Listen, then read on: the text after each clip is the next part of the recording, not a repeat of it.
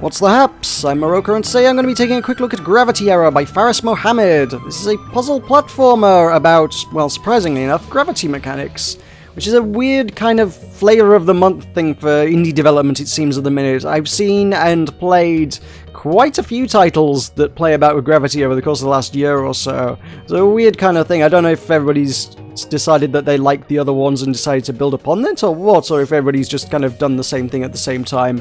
Because that happens. It's a strange kind of beast, but there you go. Let's have a look at the options menu before we get into it. So we have a wide array of language options, which is not difficult because there's not much to go on in the game, but there's not much needs translating. The game's has no dialogue, no subtitles or anything. Most of this language is going to be a settings menu. So we have English, we have Arabic, we have French, Spanish, German, Italian, Portuguese, Russian, and Greek, which is a healthy array of languages indeed. Most games probably wouldn't offer a lot of those, so that's kind of cool. Quality, we have 3 dots. What those mean is anybody's business. Who knows? It is Unity, so a lot of your graphics is really going to be done through that, like your resolution options and things are going to be done through the Unity pre-launcher. You'll be familiar with it, you know the one indeed. Audio options really could be a lot better. I mean, mute music and mute sound effects. Come on, let's have some audio slides in there. That's not optimal. Not optimal indeed. But that's what we got. That is Gravity Error's options menu. Let us hop on into some levels and see what we got. Let's do something a little bit more than the basic. Let's hop on into something in World 2. We've got 5 worlds, basically. Well, these 5 sections. Each of them's going to introduce kind of new mechanics. World 1 is kind of just getting to grips with the basics. 2 kind of adds some traps. 3 kind of adds kind of some timing puzzles. 4 adds quite a lot more movement. And I can't say I've really delved into level 5 yet. I think this is where things actually start getting kind of challenging, because I've not found it particularly challenging so far. Each of the levels, if we hop on into one of the worlds, they've got these dots beneath them. This is our 3-star rating system, which you've seen in a lot of games. You've seen that in a lot of games. It's kind of rated a little differently to what you expect. A lot of things might be done on like time and stuff. This one, basically each level you're trying to collect 3 collectibles. It would probably be easier to show that. Let's hop in some levels and show you finding 3 collectibles. So we are a little square blob dude. If I press space we can start things. He can run around, he has a frowny face, he can slide about, and he's a little bit floaty if I'm honest. He doesn't control as tight as I might like him to, and quite often he will slide off the edge of things when you don't want him to, and fall on spikes and things. So there's some precision stuff later on, and that can get a little bit annoying, but early on he's not too awful. So he can run, he can jump. Space is not jump. Space brings you into this kind of level modification thing, which is basically how we're going to solve a lot of puzzles. We can take these, and these, if we step on these will change the direction of gravity, hence the name of the game. For now, let us see how we do without gravity. I can jump across here, and these are our collectibles. The big white orbs are the collectibles. How would I get to the others? Well, maybe by shifting gravity. What I could do is put a gravity changer in somewhere around here, bring us back into the game, hop across there, flip around that way, jump across here, and there we go. I didn't even need all of them. I'm so good at this, I didn't even need all the arrows. I don't think there's many levels you can get away with that, but there are a few that you can get away with that. I'm not sure what the point of the other arrow was for in that one, but there you go. So that was a fairly simple level. Let's hop on into something a little more advanced. We've got, like I say, this world kind of has more timing mechanics. Let's 25, let's see what that is. I say it's got some timing mechanics. I managed to pick one that doesn't have any timing mechanics at all, so this level kind of starts with gravity facing to the right, I think? Yeah, so it's not necessarily immediately obvious beyond the location of the guy's eye as to which way it is, and since it's kind of just offset in such a way, it's kind of difficult to discern from like 2 different directions which it might be. So in this one I'm going to want this here, and if memory serves, I think putting one there works kind of okay. And that wasn't a very good performance. But yeah, if you grab one of them, you can finish the level. There we go, that's 2 of them. I'm sure there's a way to... Nah, I got 2. I'm sure there's a way to grab the other one, but there you go.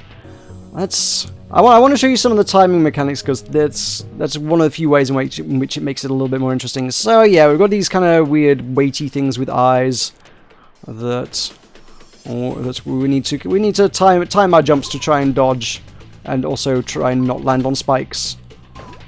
which is going to be difficult. Because I'm not very good at this sort of thing. And I haven't placed the other one, so that's going to be difficult to get back. Let's put that there. Do I need the other one, like, at all? I'm kind of wondering why I need the other one. I'm not sure I need the other one. So you do that. I go down here. Yep, I've skipped using that one again. Well, there you go. That's three blobs. You collect 3 blobs and you go through the swirly thing and you exit and you win. There's the name of the game. That's pretty much every level. And as I say, it doesn't really get terribly challenging. It's taken me about 45 minutes to play through 40 out of 50 levels total in the game and master every single one of them. I've got 3 out of 3 on every level. Some of them, like this, you know, there's a lot more timing, a lot more precision involved. This is obviously one of the kind of getting towards the later stuff in the game. So there's a bit more precision involved in this, but all things considered, it's still relatively easy compared to a lot of puzzle games, I would say. A lot of puzzle games, you know, by the time you're like 80% of the way through the game, you could expect to see some fairly challenging stuff, I would have thought. Stuff that's going to make you think, why can't I place that? Is that because that one is in a bad place? I think it was. I don't think you're allowed to place them where the spikes are, but at the same time, yeah, I guess you can place them where the spikes aren't until the spikes appear, and I would call that one a bug, to be honest, if anything. So we can do that. Around here. I did this level not so long ago, so I kind of mostly remember what I need to do. Grab that. And this is the interesting one. If you were to, I guess I'll die here for the purposes of demonstration. But if you were to fall straight through, oh dang, let's not do that. But if you keep moving through something, you kind of keep your momentum for a while. That's kind of weird to get stuck there, but that's not what I wanted to demonstrate. But hey-oh, if you are moving at a pace and you fall into a gravity change, you will kind of keep your momentum. But you can also stop your momentum by just pushing in the opposite direction. If you just move the opposite direction you want to go, it just kind of stops all your momentum dead. So I can just kind of stop in the air and just land on that. If I hadn't done that, I would have fallen through that, hitting the other one, and then spun off probably to the exit of the level. But because I didn't, basically, because I pushed up, I kind of stopped my momentum mid-air, and it's kind of this weird kind of thing. You feel like you're designing your level around the momentum a lot of the time, but you kind of need to bear in mind that you don't need to do that. There's almost like 2 different kind of gameplay design philosophies going on here, and they're kind of at odds with each other. If you think about the way puzzles worked in Portal, the conservation of momentum was always important. That was a thing that invariably happened, and you had to design around it, and you had to use that. In this, you kind of feel like you're designing around it, but then don't do that, which is a really weird place to be. I don't know. Well, let's hop on into these, because I haven't been into these levels yet, obviously, and this is kind of the end of the game. I think the moving floors are kind of the new mechanic in this one, because the other levels have got lots of other things that move, but not the moving floors. The other thing that kind of feels really odd is just the fact that jump isn't mapped to any specific button. Jump is relative. Jump is relative to where your character is in the world. And that's just really strange. How the heck do I do that? This is just a timing thing more than anything else, I guess. Do I have any of those? I don't have any of those, so this is literally just platforming. The unique mechanics of the game have been stripped out from this level, apparently. They didn't like gravity anymore. Gravity's boring. We're bored of gravity. Let's just do platforming. How strange. So yeah, there's some timing that I can't get going.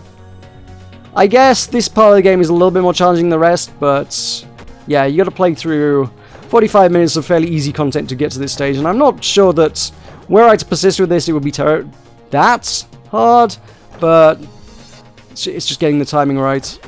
And a lot of trial and error. Trial and error is very, very prominent as a feature in this. Come on, I should have made that. No.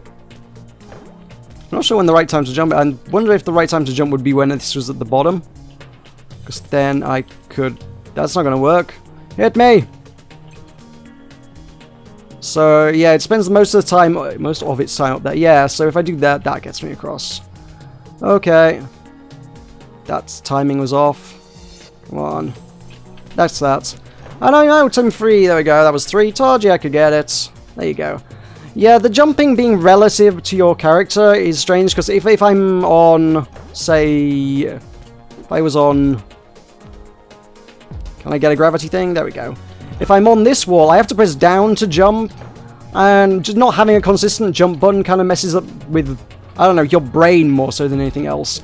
There's a lot of stuff you kind of have to stop and think between maneuvers because suddenly all the controls have effectively just changed. What was jump a moment ago suddenly isn't jump. I mean, you're still moving in the same direction, but yeah, it's kind of weird.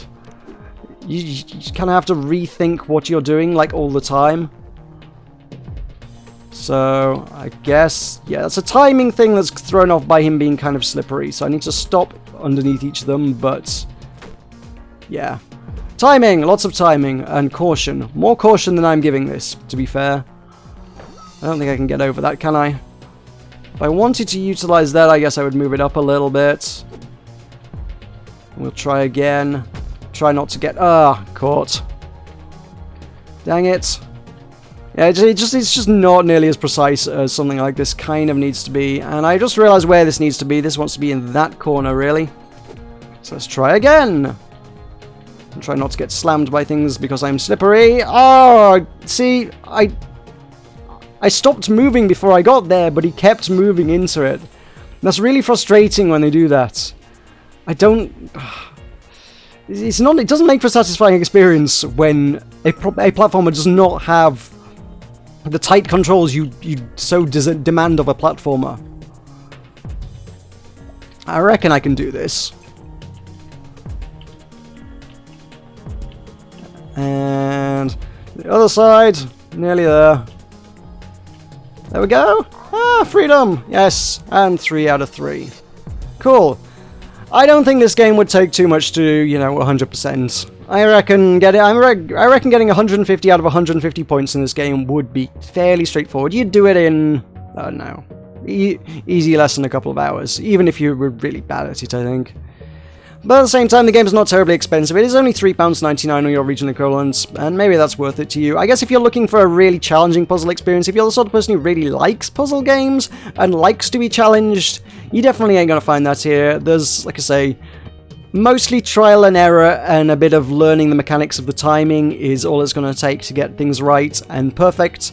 So you're not gonna find much satisfaction if you want a challenge. If you want a nice casual platforming puzzle experience, I guess it's got that going. Excuse me. It's got that going for you, and you could do far worse. It's a charming enough game, but it's very, very basic. If that's all you're looking for, great.